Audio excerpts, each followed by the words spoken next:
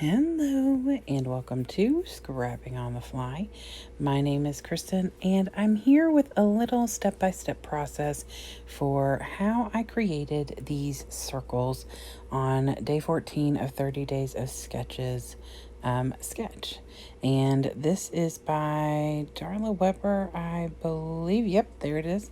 And she has these three circles that are wider at the top and get more narrow towards the bottom. And so I have a process video for how I created the layout, but not specifically how I did the circles. And I had somebody ask, so I thought I would share. The easiest way to do that would be by going in to my design space on my Cricut. And I would assume that you could do something like this with your silhouette. I didn't ask, but if you are able to cut and slice, then you should be able to do that. So I selected a circle. I made this one 12 inches just because it's bigger and you can see it. And then I duplicate my circle. I made the second circle smaller, and then I'm going to move it into into the bigger circle and move it down. Now, if you wanted it to be centered and just a normal, even circle, that's fine.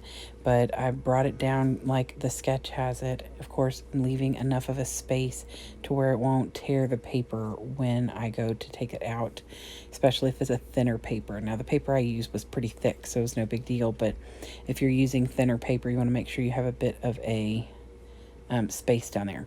So then I encompass all of that and then hit the slice button at the bottom.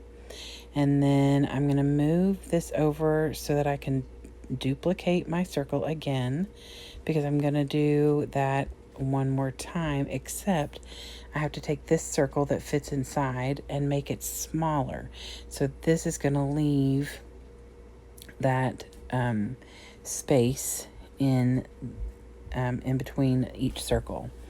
So you can make that as thin of a gap between the two circles as you want, and you're just going to repeat that same thing over again 2 more times. So make this outside circle smaller, or the full circle smaller.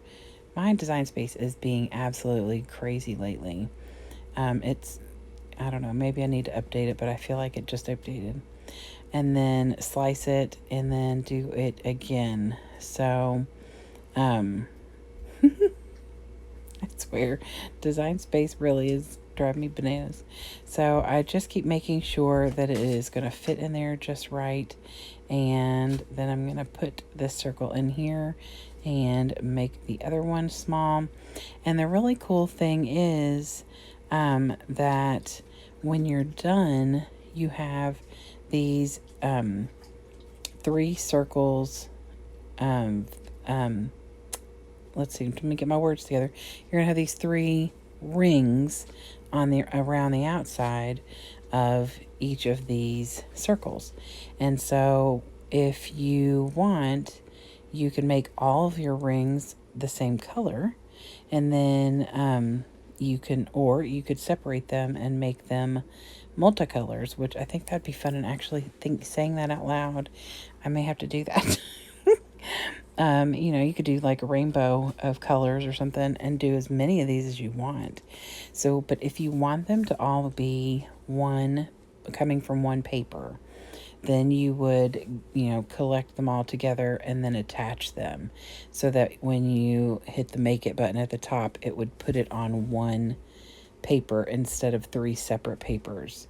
And so, which is what I'm going to do right here. I think if you group them, it doesn't do that. I never can get it right because it's too big. I had to move it. So now once you get that together and you create it that way, then you can put it on one page, and you can make it whatever size you want. So if you want it to be bigger or smaller, and so, oh my gosh, that's so close up.